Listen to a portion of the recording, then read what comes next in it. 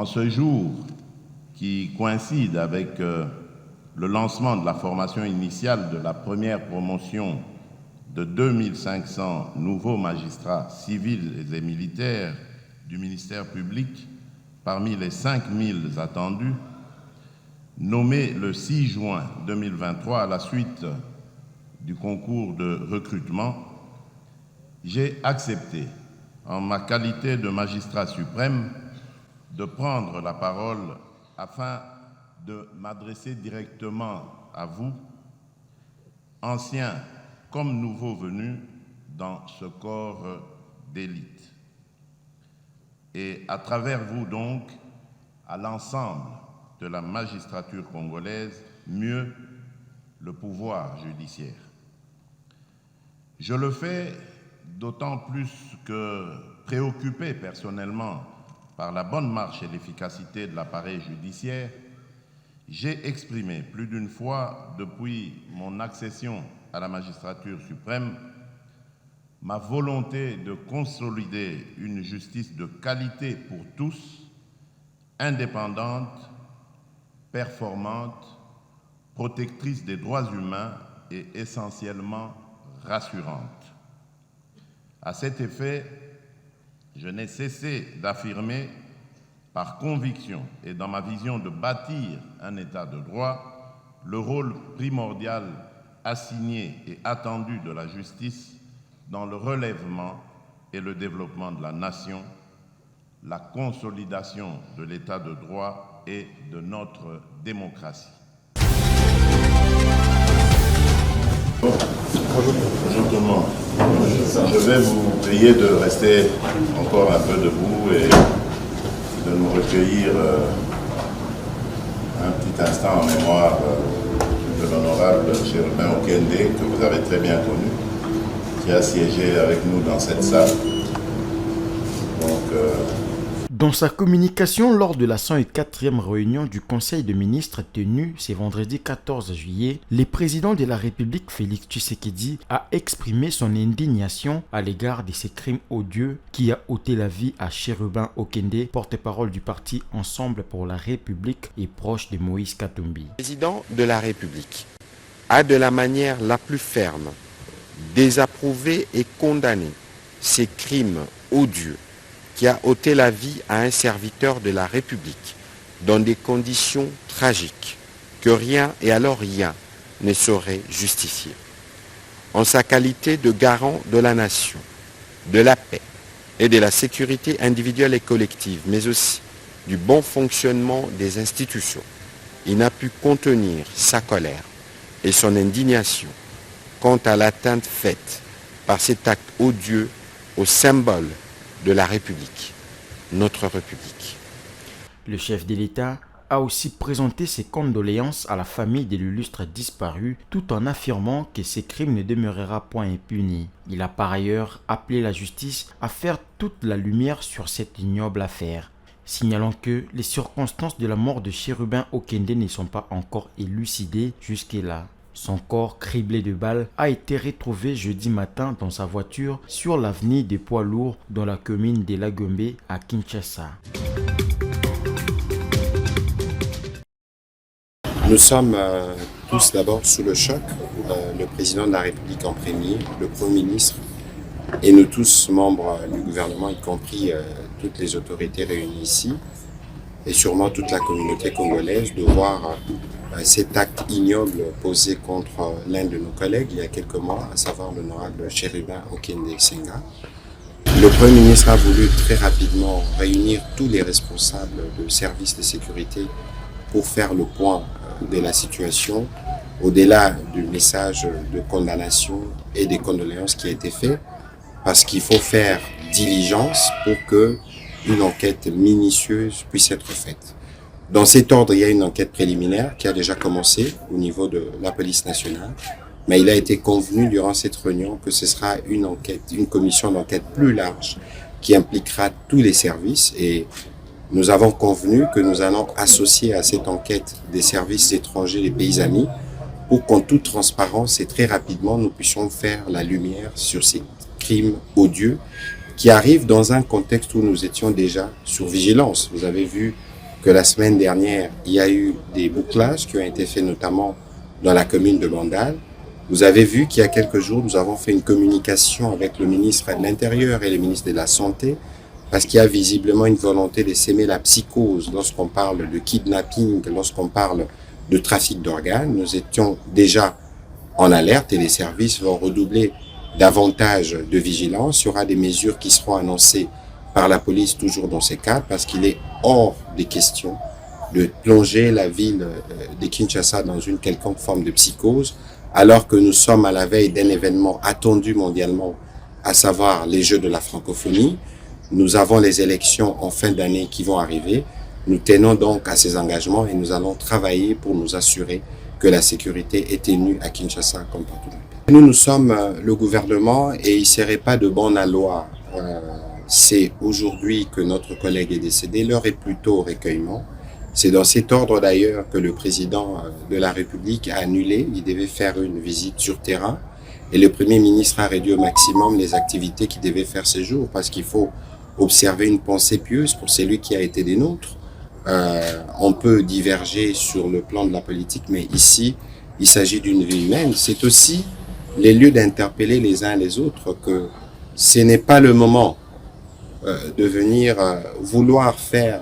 C'est un homme politique évidemment qui est décédé, il y aura évidemment des implications politiques, on le comprend, mais c'est prématuré de vouloir aujourd'hui commencer à se positionner, à faire des déclarations, alors qu'il y a une enquête qui a commencé au niveau de la police et il y a une enquête pluridisciplinaire qui va commencer, que nous voulons transparente, que nous voulons ouvrir à des services étrangers parce qu'il est question d'établir tous les faits vrais.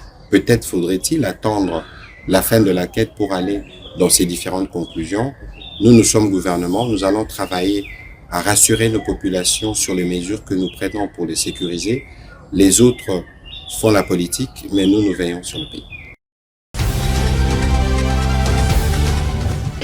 Au cours d'une conférence de presse tenue le jeudi 13 juillet 2023, le procureur général près la Cour de cassation, Firmin Vondé, a éclairé l'opinion publique sur l'affaire de la mort de Chérubin Okende, ancien ministre de Transport et proche collaborateur de Moïse Katumbi. Le procureur a expliqué qu'il s'agit d'une affaire pénale et d'ajouter que le premier suspect, qui est Nico Kabunda, l'agent de sécurité de Chérubin Okende, a été arrêté.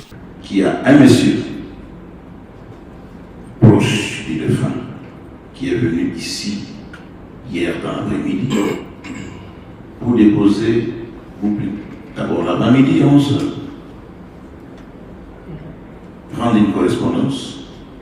Il est revenu à 16h et il a été reçu à la Cour constitutionnelle à 16h 2 minutes pour récupérer, pour déposer une correspondance. Il retire une correspondance à 11h et en réponse à cette correspondance, il vient déposer la suite à 16h et ça a été enregistré à 16h 2 minutes. Je voudrais vous informer également que présentement se trouve entre les mains de la justice le premier suspect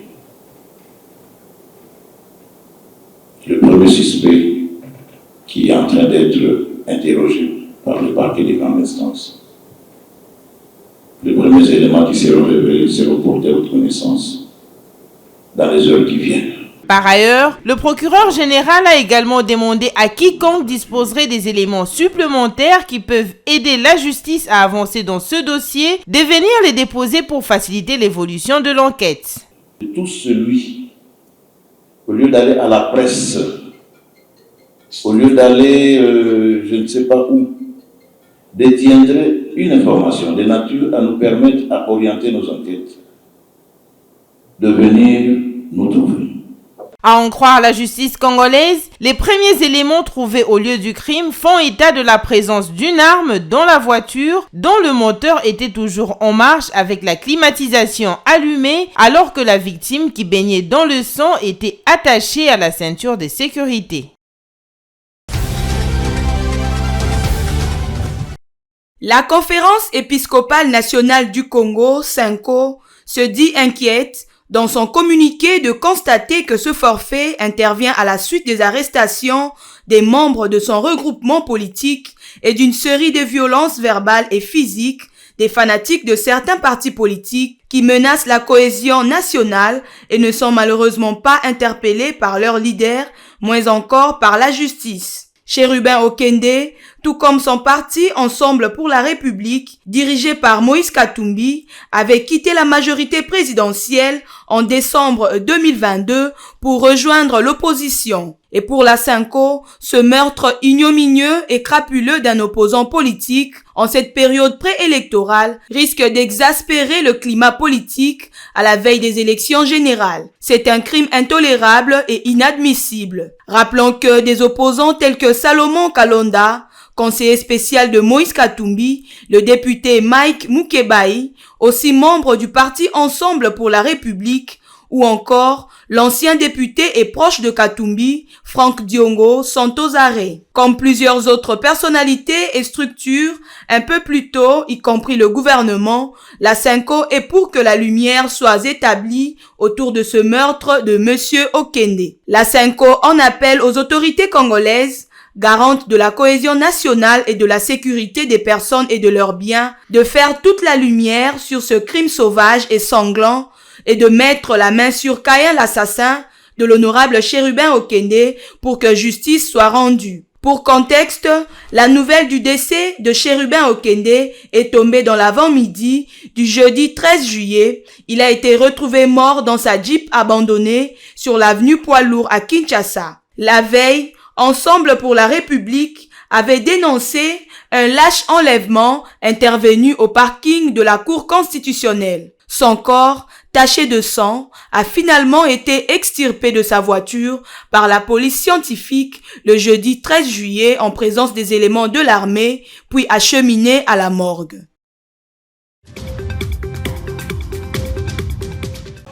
Ensemble pour la République, qui a condamné dès hier cet enlèvement crapuleux, est consterné par cet ignoble assassinat qui rappelle les vieilles pratiques dictatoriales des régimes aux abois. Si l'on peut se faire enlever dans l'enceinte de la plus haute juridiction du pays, la Cour constitutionnelle, et se retrouver sauvagement abattu quelques kilomètres plus loin, c'est que nous ne sommes plus en sécurité nulle part en République démocratique du Congo. Nos larmes sont d'autant plus amères que Chérubin Okende était la voix du parti. Il assumait ses fonctions de porte-parole avec un engagement sans faille. Et comme vous le savez, le 28 décembre dernier, le ministre Chérubin Okende avait démissionné du ministère des Transports pour répondre librement et en toute responsabilité à la ligne de notre parti. Élu de Kinshasa, Chérubin était une personnalité reconnue et très appréciée tant dans le monde politique qu'au sein de la société civile. Un vrai digne fils de ces Congo malmenés. Ce crime est un assassinat politique. Nous exigeons une enquête indépendante pour identifier les auteurs et les commanditaires de ces crimes d'État qui ressemblent en tout point à l'affaire Tchébé.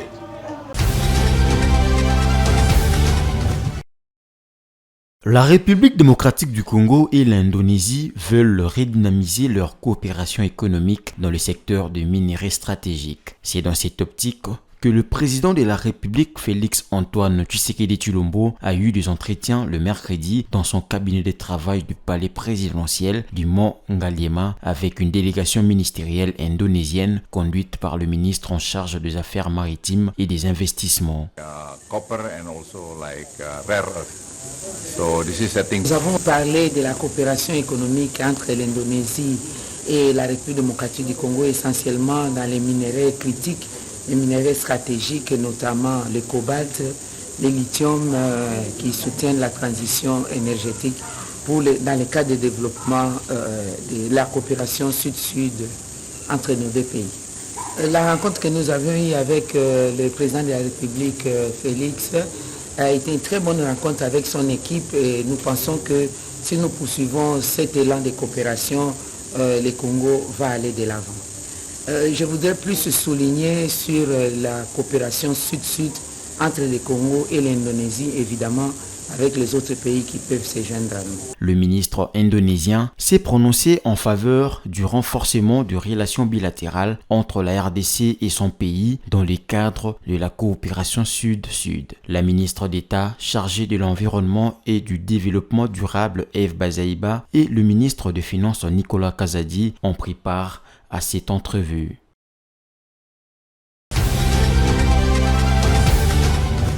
Le député et opposant Chérubin Okende Senga, ancien ministre de Transport et Voies de Communication, a été trouvé mort ce jeudi 13 juillet à Kinshasa. Son corps a été retrouvé dans sa Jeep sur l'avenue Poids-Lourd. À en croire ses proches, il a été enlevé la veille l'après-midi par des hommes armés non autrement identifiés et depuis ses proches sont restés sans nouvelles. Sur Twitter, son parti Ensemble pour la République avait dénoncé un lâche enlèvement intervenu au parking de la Cour constitutionnelle. Selon les informations, M. Okende s'est rendu dans l'après-midi de mercredi à la Cour constitutionnelle pour déposer une lettre demandant le report à vendredi d'un rendez-vous avec le juge Sylvain Loumou qu'il avait précédemment convoqué ce jeudi pour étudier et rédiger un rapport sur la déclaration écrite relative à son patrimoine après son départ du gouvernement Samalou Condé I. Le corps de l'ancien ministre de Transport, criblé de balles, taché de sang, a été extirpé de sa voiture par la police scientifique en présence des éléments de l'armée, puis acheminé à la morgue du cinquantenaire. Curieusement, la voiture de ces hauts cadres et porte-parole du parti de Moïse Katumbi n'a pas été heurtée. C'est un climat de terreur qui règne dans la capitale et dans certaines villes du pays à moins de 6 mois des élections. Depuis la découverte de sa dépouille, les réactions pleuvent de partout et se demandent à qui profitent ces crimes. Le gouvernement, par la voix de son porte-parole, a condamné cet acte odieux et attend avec diligence les résultats des enquêtes. Jean-Marc Châtaignier, ambassadeur de l'Union européenne, s'est dit consterné et pense que trouver et traduire en justice les auteurs du crime doit être une priorité absolue. Matata Ponyo, candidat à la présidentielle, dénonce le régime de terreur. Du côté de la société civile, Jean-Claude Katende, président de l'Association africaine de droits de l'homme, crie à la justice.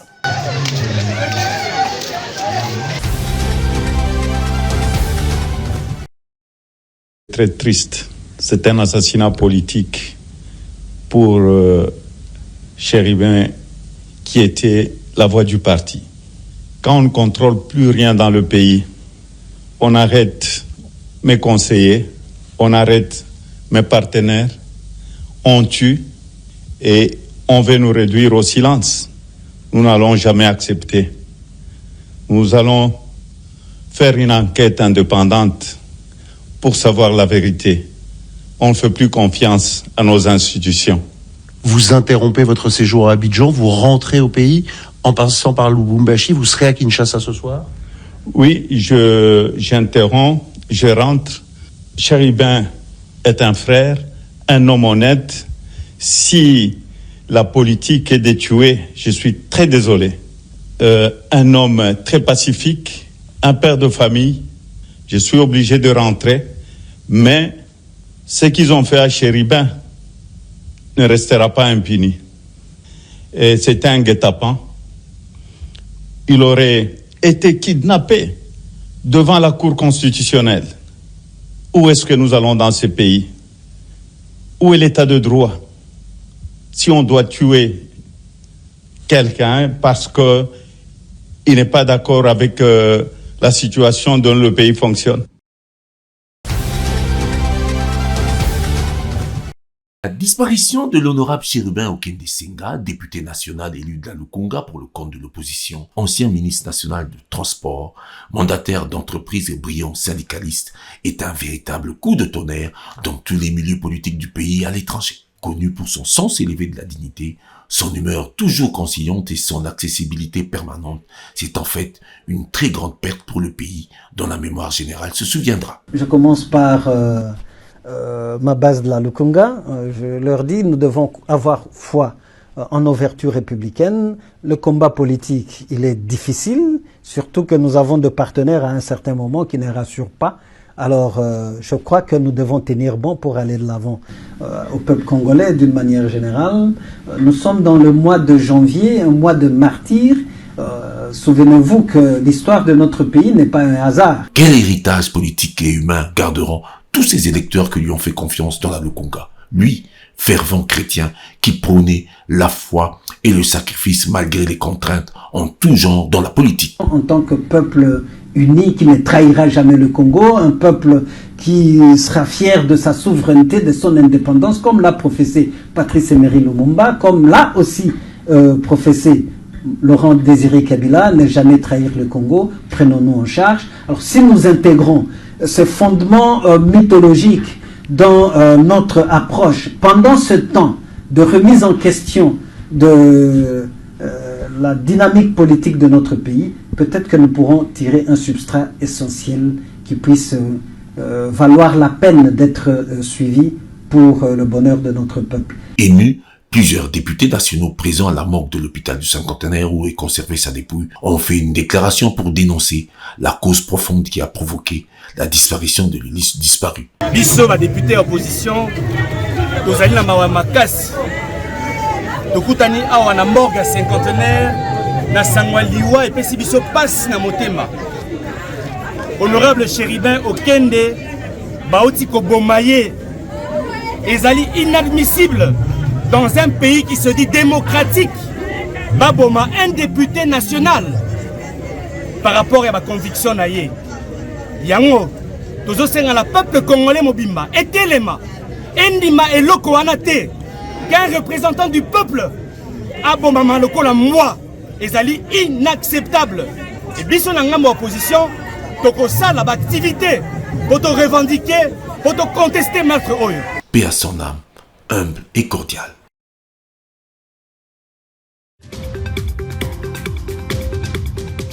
L'histoire renseigne que les 3 cycles électoraux passés n'ont pas produit des institutions et des animateurs légitimes à cause de la fraude électorale qui s'est enracinée comme mode d'accession au pouvoir. Non, cette fois-ci, ça ne passera pas.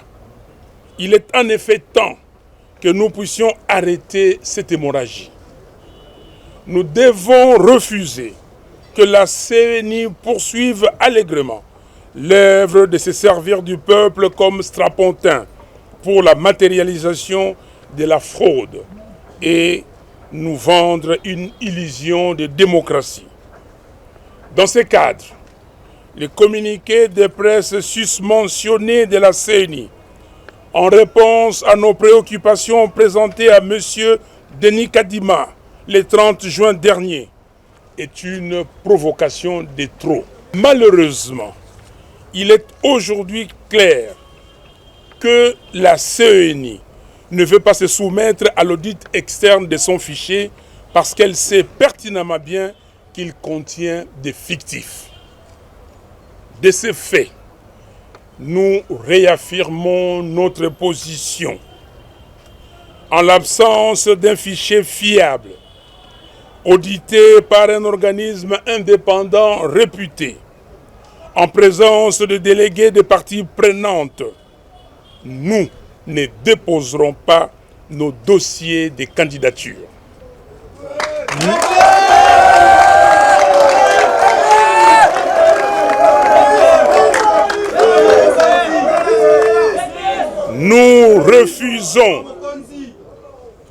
Nous refusons de blanchir la fraude et donc d'accompagner M.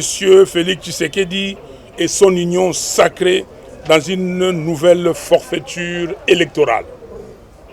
En conséquence, nous rappelons au peuple congolais que conformément à l'article 64 de la Constitution, nous avons l'obligation de faire échec à toute forme de dictature d'où qu'elle vienne.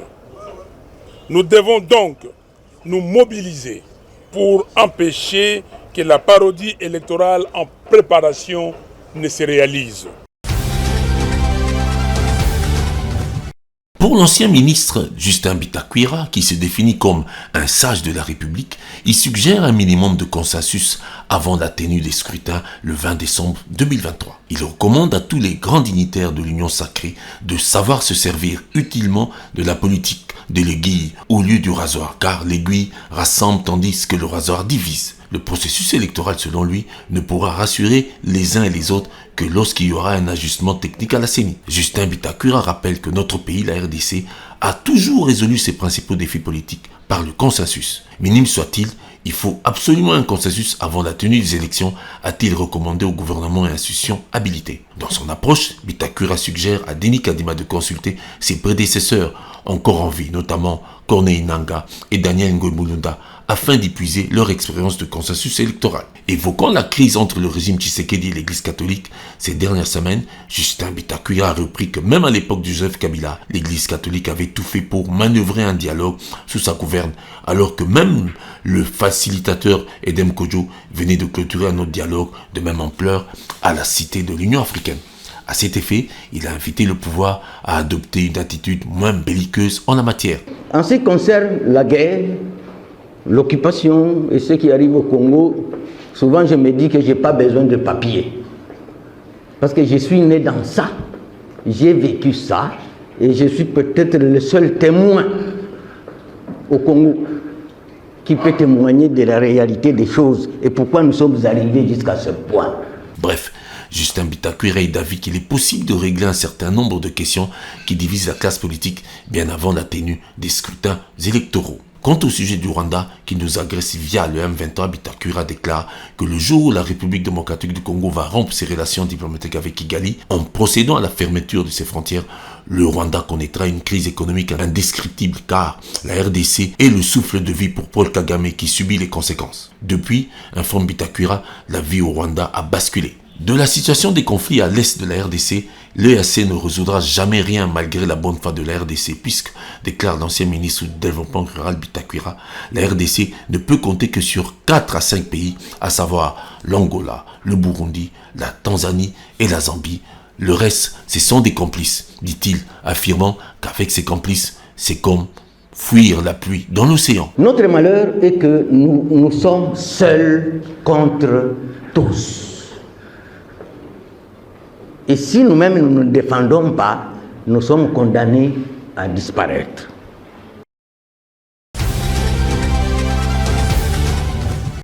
Lors de cette conférence de presse, le vice-premier ministre de l'Intérieur était très attendu, notamment sur les questions sécuritaires. Il est revenu sur le phénomène des kidnappings qui défraye la chronique en ces moments à Kinshasa. Pour Peter Kazadi, le phénomène des kidnappings est en train d'être découragé grâce à une relation de proximité entre la population et la police nationale congolaise. Le vice-premier ministre s'est également félicité du déroulement il y a quelques jours du procès des kidnappeurs ainsi que leur condamnation. Selon le patron de l'Intérieur, après Kinshasa, l'opération va s'étendre dans le reste des provinces afin de décourager ces genres de pratiques. Moi, en tant que responsable numéro 1 du secteur de la sécurité dans notre pays, j'ai noué une relation de proximité avec les dirigeants de la police.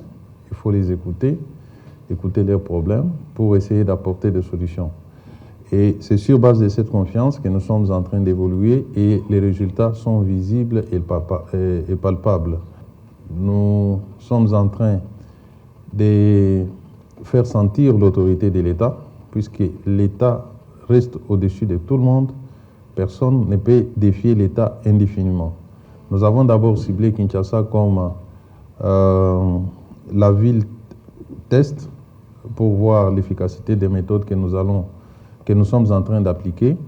Et après quelques jours, nous allons étendre dans nos provinces partout où il y a l'insécurité, afin que nous puissions juguler cette situation qui nous frappe tous.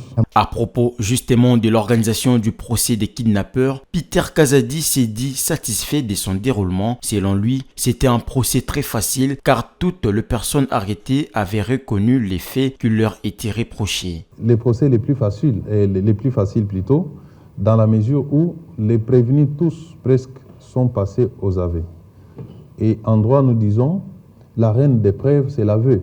Lorsque quelqu'un vous dit « c'est moi qui ai tué, c'est moi qui ai kidnappé, c'est moi qui ai volé », on n'a pas cherché d'autres preuves au-delà de ces déclarations. Donc, je suis totalement satisfait du déroulé du procès. Le vice-ministre de la Santé s'est également prononcé sur le prétendu trafic d'organes qui fait jaser dans la capitale ces derniers jours. Pour Emmanuel Olen, parler du trafic d'organes à Kinshasa est une vaste blague car pour faire ces genres d'opérations, il faut avoir des structures très spécialisées et bien équipées. Quand on retire un cœur, il ne peut survivre que 3 à 4 heures. Quand on retire un foie, il ne peut survivre en dehors du corps que 6 heures. Quand on retire un poumon, c'est 6 à 8 heures. Le rein, 1 jour à 2 jours. Mais ça ne suffit pas. Pour retirer un organe, ce sont des chirurgiens et des équipes entraînées. Et ça ne prend pas moins de 12 heures. Et ici, à Kinshasa, comme je dis, les laboratoires pour le faire, la conservation, c'est très très difficile. Non seulement ça, le cadre légal. C'est vrai que dans notre pays, ce n'est pas autorisé. Les gens qui le font, c'est vrai que c'est de manière illégale. Mais pour le faire techniquement, qu'on ne vous trompe pas, c'est pas moins de 6 à 12 heures, parfois 20 heures. Donc, ce n'est pas quelqu'un qu'on a kidnappé à 6 heures et à 6h30, il vous dit « on m'a retiré un rein ». Ce n'est pas possible. Soyez rassurés quant à ce, nous n'avons ni l'expertise, ni le plateau technique pour arriver à faire ces transplantations aujourd'hui. Nous espérons les avoir avec l'avenir, mais ça demande des années et des années de formation. À 3 semaines de la tenue à Kinshasa de 9e jeu de la francophonie, le vice-ministre de la Santé Serge Emmanuel Olen s'est voulu rassurant quant aux dispositions prises sur le plan sanitaire pour assurer les soins de chaque athlète durant le 9e jeu de Kinshasa. Je voudrais rassurer la communauté qu'au niveau du ministère de la Santé, toutes les dispositions sont prises et à ce jour, nous allons accueillir les jeux avec une sécurité médicale. Vous avez suivi que les ambulances sont arrivées. Sur un total de 20, on a déjà reçu 16 de type A et localement, il y avait déjà des ambulances de type C. Vous savez que les sportifs sont exposés à la mort subite. Vous avez suivi certains footballeurs qui sont morts sur le terrain de foot. Et donc, nous nous sommes assurés pour que pendant ces jeux, partout où ils soient, même s'ils font un arrêt cardiaque, nous avons de quoi les réanimer et les gens ont été formés quant à ce.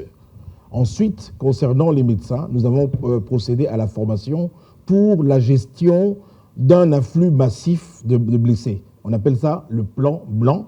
Ça permet justement aux équipes de trier rapidement et de transférer vers des sites sécurisés. À noter que le 9e jeu de la francophonie vont se tenir durant 10 jours. Les autorités mettent le bouchée double pour relever ces défis sur tous les plans.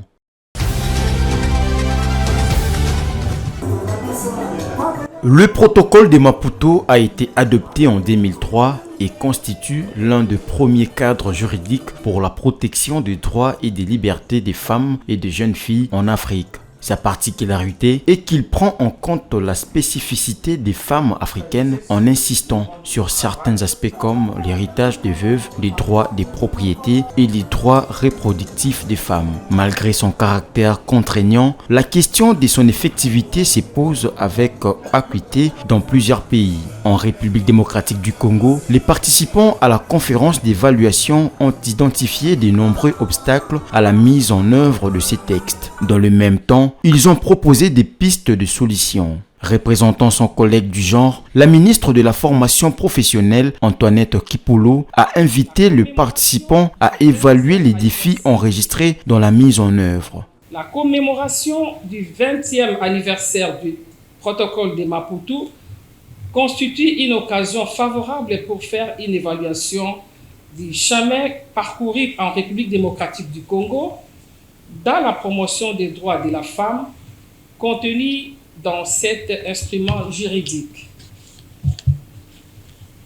Même si notre pays est sur la bonne voie en ce qui concerne la mise en œuvre de cet instrument juridique, beaucoup reste encore à faire, notamment en ce qui concerne les droits à la santé de la femme, spécialement en matière de santé sexuelle et productive où notre pays présente les taux de mortalité maternelle élevés, l'un des plus élevés au monde.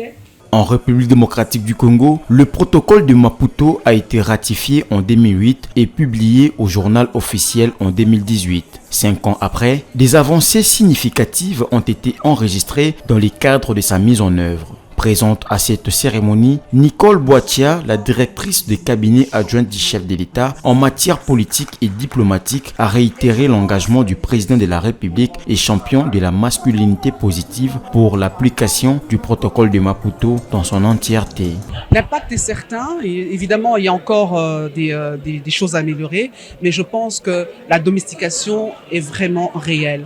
Pourquoi? Parce que si on regarde le comportement du chef de l'État par rapport à la vulgarisation de ce protocole de Maputo, vous verrez que, en tout cas pour les aspects politiques, des femmes, 28% des femmes au gouvernement, des femmes qui sont nommées pour la première fois à des institutions qui étaient habituellement dévolues aux hommes, à la Banque centrale, on a une première femme au Conseil d'État, on a une première femme, premier avocat général de la République. Ce sont des réalités, des évidences qui montrent qu'effectivement, le président de la République, le Congo, est réellement en train de s'approprier le protocole de Maputo. Rappelons que cette célébration a été marquée par 3 panels animés par les membres du gouvernement, le parlementaire, les organisations de défense et de promotion des droits des femmes, le Conseil supérieur de la magistrature en présence de forces de l'ordre, du RJSSR et le partenaire technique et financier.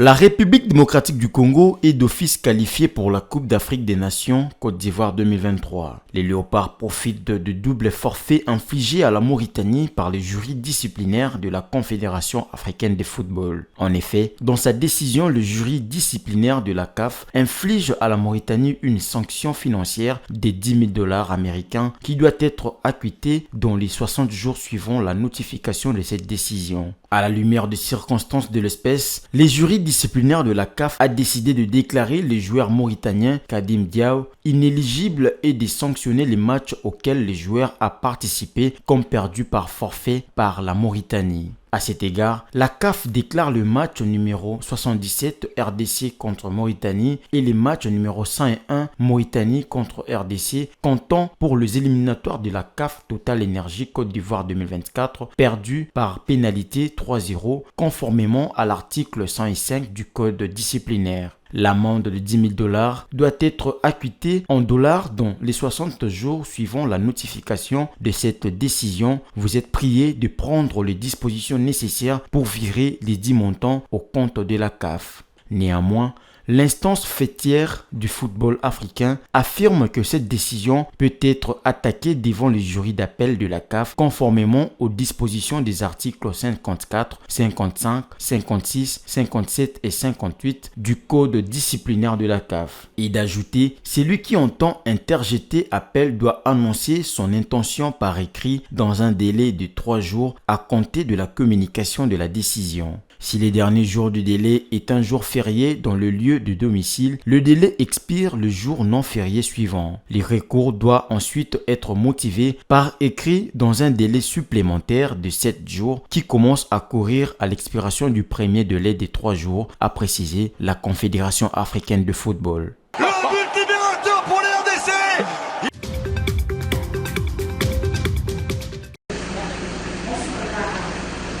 Un entretien de congé pour couronner 5 bonnes années au service de l'Église et du peuple. Récemment nommé par le Saint-Siège comme représentant du pape auprès des Nations Unies et des organisations internationales à Genève, Monseigneur Etero Balestrero a échangé avec le chef de l'État, Félix Antoine Tshisekedi Tshilombo, qu'il a reçu le lundi dans son cabinet de travail. Au moment de faire ses adieux, le prélat catholique italien dit quitter la République démocratique du Congo avec des souvenirs d'une population généreuse, résiliente et pleine d'espoir. Je me souviens d'une femme qui avait un grand problème, avait rien, mais quelqu'un encore plus pauvre est passé à côté d'elle.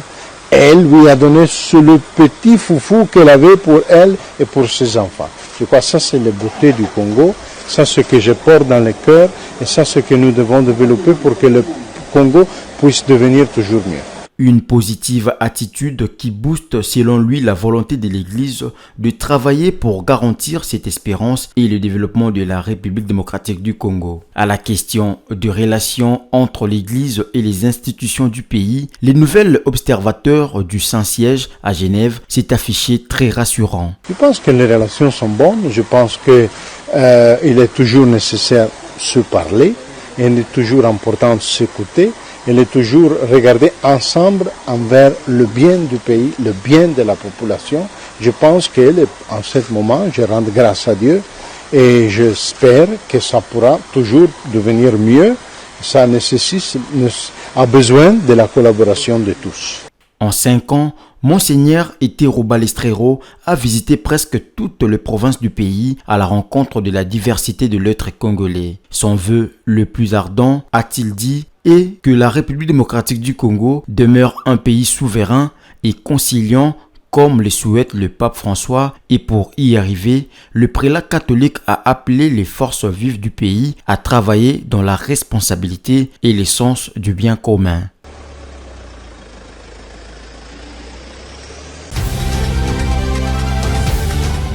La demande de sécurité. Réunis autour de professionnels des médias le lundi 10 juillet 2023, le secrétaire général d'Ensemble pour la République, Dieudonné Bolenge Tengue, a fait le point sur la situation du proche collaborateur de Moïse Katumbi, Salomon Kalonda Ididela, qui est en détention jusqu'à ce jour. Dans son discours, le secrétaire général d'Ensemble pour la République a relevé plusieurs chefs d'accusation dont M. Salomon fait l'objet, notamment la détention d'une arme de guerre de manière illégale, l'incitation à commettre des actes contraires au devoir et à la discipline, et enfin l'atteinte à la sûreté de l'État en vue de réaliser un coup d'État pour y placer un Katangé. Pour Dieudonné Bolenge Tengue, ces accusations relèvent d'une légèreté et montrent que les forces militaires sont si mal renseignées et tournent parfois en rond dans leurs engagements sur certains fronts. Par ailleurs, il a tenu à démentir l'information selon laquelle Salomon Kalonda serait lié à un quelconque général étranger en vue de réaliser un coup d'État. Quant au contact d'un certain général étranger, il ne s'agit que de celui du point focal commun à l'ancien président d'IRASOP, qui était M. Félix Antoine Tshisekedi, qui une fois avait été chef de délégation, une délégation qui comprenait également l'honorable Moïse Katumbi, les deux avec leurs collaborateurs, qui devraient se rendre à Addis Abeba avant les élections de 2018 à la rencontre du président en exercice de l'Union africaine de l'époque, qui n'était autre que M. Paul Kagame. Et c'était pour le compte de l'opposition congolaise. Quand les chefs se rencontrent, les collaborateurs aussi peuvent se rencontrer et changer de numéro de téléphone. S'agissant d'un prétendu contact avec le mouvement M23, c'est un grossier mensonge qui n'a été appuyé d'aucun élément de preuve jusqu'à maintenant. La façon dont on a cherché à diaboliser Ensemble pour la République dans cette affaire est des plus insultantes et des plus ignobles, en alléguant que nos communiqués sont d'abord envoyés pour censure au Rwanda avant leur publication, sans le moindre élément de preuve. Si certains officiers de renseignement ne savent même pas reconnaître dans un téléphone qui comprend des échanges de messages téléphoniques, qui a envoyé et qui a réceptionné les messages, on comprend pourquoi nos forces militaires, si mal renseignées, tournent parfois en rond dans leur engagement sur certains fronts. S'en est suivi une série de questions-réponses avec les chevaliers de la plume quant à la question de savoir si l'arrestation de Salomon Kalonda Ididela ne serait pas un moyen de pression ou une monnaie d'échange pour pousser le parti Ensemble à des négociations. Le secrétaire général y a répondu. Et comment est-ce que nous pouvons aller aux négociations en ayant les poings liés, les mains liées? Là, c'est ça justement que nous décrions. S'il y a quelque chose, s'il y a une négociation, il faut des règles du jeu acceptées par tous. Si vous prenez les nôtres, vous les ligotez, vous les mettez là, sur la scène, vous dites, bon, négociez, hein, en sachant que si vous n'êtes pas d'accord, lui, il va payer. Hein? Lui sera mis à mort. Lui sera maintenu en prison. Mais là, ce n'est plus une négociation, ça devient un chantage. Hein? Donc, nous ne sommes pas au courant de ce genre de négociations. Mais en l'état actuel des choses, étant donné que ceux qui ont posé ce genre d'actes, ceux qui sont à la base de ce genre de forfaits, n'expliquent pas à l'opinion nationale ce qu'il y a au juste, il est tout à fait normal que les gens spéculent, qu'ils mettent toutes sortes d'hypothèses, hein, parce qu'ils ont horreur du vide. Rappelons que Salomon Kalonda Ididela a été arrêté le 30 mai dernier sur le tarmac de l'aéroport de Njili, alors que celui-ci s'apprêtait à embarquer à bord d'un avion vers Lubumbashi et amener Manu Militari par des éléments de la garde républicaine à une destination qui ne fut connue que quelques jours après. Le parti Ensemble pour la République n'exige qu'une seule chose dans cette affaire, sa libération.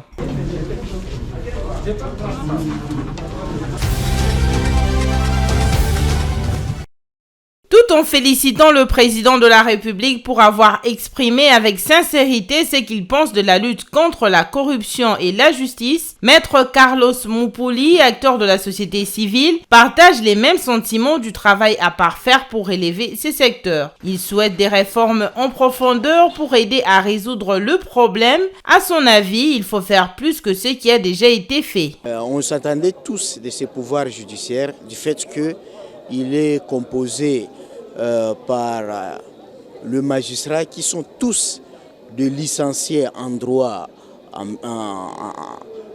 minimum et d'autres de doctorat, de PhD.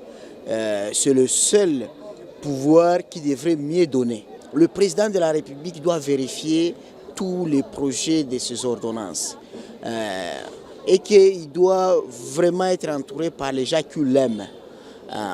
C'est qu'il faut que la méritocratie domine les choix. Maître Jean Bosco Lalo, un autre acteur de la société civile, pense que pour réussir dans le secteur de la justice, il faut donner aux magistrats les moyens nécessaires et faire un bon suivi de leur travail. Lorsque nous voudrions que la justice reprenne son travail comme on le souhaiterait pour un État, surtout un État civilisé, il faut qu'on puisse commencer par le magistrat qui doivent être pris à charge.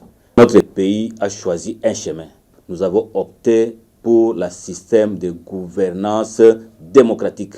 Nous avons opté pour la décentralisation. Emmanuel Chibambe, cadre de l'Union Sacrée, dit comprendre le souci de Félix Antoine Tshisekedi d'avoir voulu faire mieux dans les secteurs de la justice. Toutefois, ce communicateur de l'Union Sacrée de la Nation estime qu'avec l'actuel régime, des hautes personnalités ont fait l'objet des interpellations, ce qui ne se faisait pas dans le passé. Il souscrit pour une politique qui doit renforcer la cohésion nationale afin de lutter contre le tribalisme dans le pays. On ne peut pas dire que c'est un aveu de chèque ou bien la justice n'a pas failli. Non, on ne peut pas d'emblée dire ça. D'autant plus que nous sommes dans ce pays, nous vivons quand même les réalisations de la justice. On a vu dans ce pays des hautes autorités, hautes personnalités du pays soient interpellées. Des directeurs de cabinet du chef de l'État, des ministres, des gouverneurs de banque, des généraux en fonction. Nous avons vu choses qui n'étaient pas le cas dans les années passées. Nous avons jurisprudence. Dans ce pays, nous avons vu les Koya Gialo aller diriger le Katanga et vous avez vu les résultats. Nous avons vu Honda Villa Kikanda aller diriger le Goma. Les exemples sont légion et il n'y avait pas des résultats que nous connaissons aujourd'hui. Les Congolais interrogés reconnaissent la bonne foi du chef de l'État à vouloir bien faire pour la sécurité, la justice, la cohésion nationale et le développement de la RDC malgré le contexte difficile dans lequel il a trouvé le pays. Quelques réformes déjà mises en place commencent à porter des fruits, bien que la situation sécuritaire est encore fragile, surtout dans la partie est du pays. Le souhait du peuple congolais est que les autorités réussissent à garder la cohésion nationale et que la justice puisse doubler d'ardeur pour lutter contre la corruption et l'impunité qui sape les efforts du chef de l'État dans la recherche de solutions pour l'amélioration des conditions de vie en RDC.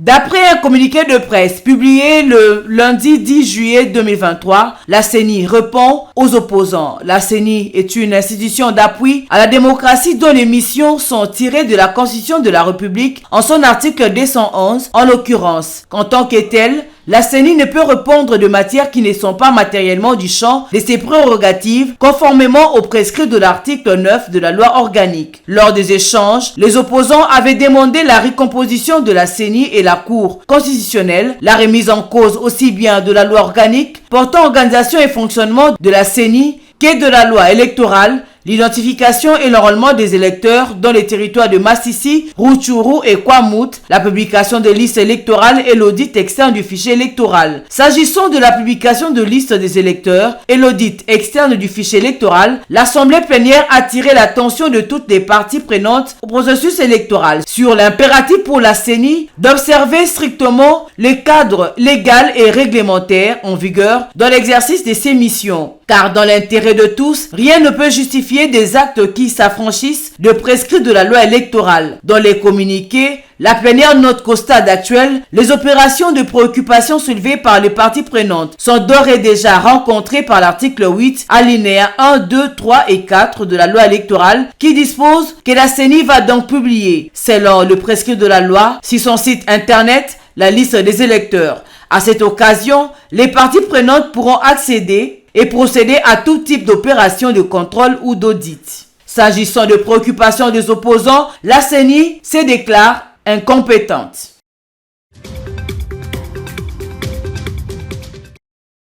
Le chef de l'État a indiqué que la RDC a des problèmes avec le régime de Paul Kagame et non le peuple rwandais. À ce stade, on ne rompt pas les relations diplomatiques comme ça. J'ai toujours eu une approche différente de certains de mes compatriotes que je trouve beaucoup plus,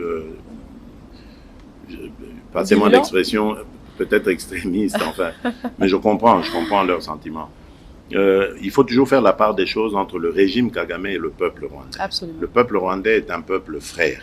Ce peuple restera toujours aux côtés, en tout cas au Rwanda, pays à côté de la RDC. Absolument. Donc, pourquoi rompre les relations avec ce peuple? Ça n'aura aucun sens.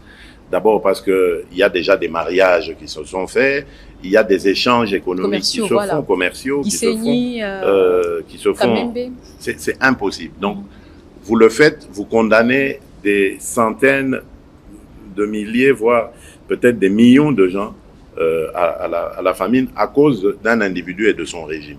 Non, je ne crois pas que ce soit la solution, celle de rompre les relations diplomatiques. Je pense simplement que nous devrions continuer à mettre la pression diplomatique sur le régime de Kagame. Dans le volet environnemental, le président de la République a indiqué que la RDC allait accueillir le mois prochain les deux présidents des deux pays détenteurs des poumons forestiers mondiaux, à savoir le Brésil et l'Indonésie. Quant aux politiciens qui le qualifient de dictateur, surtout à l'approche des élections, Félix Tshisekedi a déclaré: je tiens à vous le dire, je ne serai jamais dictateur. La preuve, c'est que si j'étais dictateur, ceux qui le disent ne seraient pas ici au Congo pour le dire. Hein? Je ne veux pas vous donner d'exemples de pays, mais regardez un peu autour de nous. Hein? Le pays auquel vous pensez, là, je devine. Si un opposant à ce régime peut dire dans ce pays, ou un journaliste peut parler de dictature dans ce pays-là. Bon, voilà. Donc c'est déjà vous dire que s'ils peuvent le dire ici et rentrer chez eux, dormir tranquille, ça veut dire que ce n'est pas vrai. Bon, mais en même temps, il ne faut pas confondre démocratie et anarchie. Absolument. Voilà. Donc, moi, j'ai passé les 3/4 de ma vie à me battre contre la dictature, contre les injustices et pour les libertés. Mais jamais je n'ai pris la liberté d'organiser la déstabilisation du régime que je combattais. Nous avons eu des tas d'occasions d'embrasser la lutte armée. Nous avons toujours refusé cela grâce à la clairvoyance de notre leader, Étienne Tshisekedi, d'heureuse mémoire, qui refusait un tel chemin parce que c'était un chemin parsemé de beaucoup d'inconnus. Plus grand regret du président de la République, depuis qu'il est au pouvoir, a reconnu Félix Tshisekedi, est la fin de la coalition FCC-Cash, tandis que sa plus grande joie est la gratuité de l'enseignement. Par ailleurs, le chef de l'État s'est dit profondément déçu du bilan de la justice sous sa direction, en dépit du fait que des efforts ont été consentis au cours de son quinquennat. Je pense que s'il y a un bémol à mettre sur mon bilan, je crois que c'est celui-là. Si il m'était demandé de le faire, je ne suis vraiment pas satisfait du bilan, jusqu'ici en tout cas, récolté dans la justice. J'ai beaucoup compté sur le pouvoir parce que je me dis, comme dans la Bible, c'est la justice qui élève une nation. Malheureusement, dans notre cas, la justice détruit notre nation. J'ai tout mis en œuvre pour essayer de faire comprendre, surtout aux chefs des corps, mon intention, ma vision. Et en fait, ma vision, c'est de dire, voilà, c'est vous qui connaissez votre métier, exercez-le consciencieusement, tel que vous l'avez appris de vos précepteurs. Mais malheureusement, je n'ai pas l'impression que nous sommes toujours sur le même diapason. Et nous récoltons souvent la critique de l'opinion de manière injuste, qui pense que, par exemple, je prends comme ça un cas, lorsqu'on met quelqu'un en prison préventive en attendant son jugement et qu'après on le libère, on pense toujours qu'il y a une intervention de l'État. Madame, je peux vous le dire, devant Dieu, je ne suis intervenu dans aucun cas de ce pays pour demander l'arrestation ou la libération de quelqu'un. Jamais. Parce que je veux que la justice soit indépendante. Moi, je crois que nos institutions doivent toutes être libres d'exercer leur pouvoir sans qu'il y ait de contraintes venant de la hiérarchie ou de qui que ce soit. Félix Tshisekedi a promis des réformes en collaboration avec le Conseil supérieur de la magistrature afin de remédier aux maux qui rongent la justice congolaise. Intervenant en tant qu'invité à la 103e réunion du Conseil des ministres, la gouverneure de la Banque centrale du Congo, Malangu Kabedi Mbouyi, a fait le point de la conjoncture économique du pays. À l'en croire, l'économie congolaise est demeurée globalement stable en dépit de quelques tensions observées sur le marché de biens et services. Au cours de la dernière semaine du mois de juin 2023, l'inflation est ressortie à 0,59% contre 0,24% réalisé la semaine précédente. Ces niveaux tiennent à l'évolution de prix dans les principales fonctions de consommation, notamment produits alimentaires et boissons non alcoolisées, logements, eau, gaz, électricité entre combustible et transport. Au 29 juin 2023 jusqu'à ce jour, le taux de change indicatif est établi à 2411 francs congolais pour $1, enregistrant une tendance à la dépréciation par rapport à la semaine précédente. La même tendance a été également observée sur le marché parallèle, établissant le taux de change 2427,5 francs pour $1. La gouverneure de la banque a rappelé les mesures prises par son institution le 19 juin 2023, notamment le rehaussement du taux directeur de la Banque centrale du Congo et du coefficient de la réserve obligatoire sur les dépôts à vie en francs congolais en vue de réduire les pressions exercées par la liquidité excédentaire sur le prix de biens et le taux d'échange. Le gouvernement a été encouragé à poursuivre les efforts déployés pour soutenir la production et réduire notre dépendance vis-à-vis des importations. Face à la montée de la spéculation, la gouverneure de la Banque centrale du Congo, Malangu Kabedi Mbouyi, a rappelé l'obligation pour les bureaux de change et les cambistes manuels, personnes physiques, de respecter scrupuleusement la réglementation édictée par la Banque centrale du Congo, particulièrement celle interdisant tout affichage public du taux d'échange. Depuis le début de l'année 2023, la RDC fait face à la dépréciation de sa monnaie face au dollar américain. À noter que l'instabilité du taux d'échange est une situation qui non seulement entraîne la flambée de prix de produits de première nécessité, mais également une occasion pour les cambistes de manipuler arbitrairement le taux d'échange, ce qui, d'après plusieurs experts du secteur, n'est pas avantageux. Accusé d'atteinte à la sûreté de l'État, Franck Diongo a été transféré le samedi 8 juillet à la prison de Ndolo après avoir passé 2 semaines de détention dans les geôles de l'ex-DEMIAP. Le leader du mouvement Lumumba progressiste MLP a rejoint un autre opposant du pouvoir, le conseiller stratégique de Moïse Katumbi, Salomon Idi Kalonda, détenu pour le même grief. Entre-temps, les avocats de Franck Diongo alertent sur la détérioration de son état de santé durant sa détention dans la prison des renseignements militaires. L'opposition, pour sa part, dénonce ce qu'elle considère comme l'acharnement du pouvoir en place contre tous ceux qui veulent empêcher la dérive vers la dictature. La même opposition, incarnée par le camp de Fayulu, Katumbi, Matata et Sesanga, accuse le pouvoir en place de se servir de la sûreté de l'État comme prétexte pour instaurer son nouveau dictat. De son côté, le pouvoir en place justifie cette série d'arrestations en cascade par la volonté du président de la République et du gouvernement d'imposer le respect de l'autorité de l'État qui subit de plus en plus plusieurs atteintes susceptibles de susciter des troubles publics.